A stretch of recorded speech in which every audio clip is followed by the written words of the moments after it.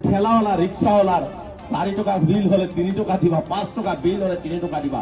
মই সমগ্ৰ অসমৰ ৰাইজক কৈছো, সমগ্ৰ সংখ্যালঘু ৰাইজক কৈছো, যি ঠেলাওয়ালাই নহওক কিয় জাতি ভেদ নাৰাখি 5 টকা বিল হলে 6 টকা আপোনালোকে দি থৈ আহিব। তেওঁ 4 টকা দিবলৈ কৈছিলো, আমি 6 টকা দিম, আমি 7 টকা দিম।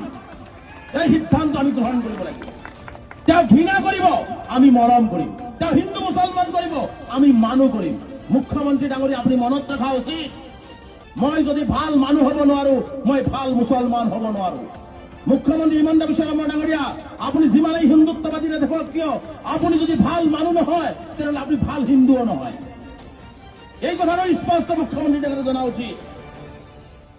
গতিকে মই অনুৰোধ জনাইছো আপোনালোকক, ঠেলাৱালা ৰিক্সাৱালাক তেওঁ কি দিব বিচাৰিছে? 4 টকা 5 টকা।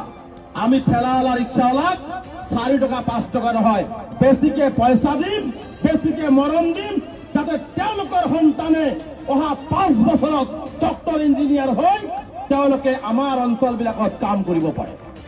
হয়।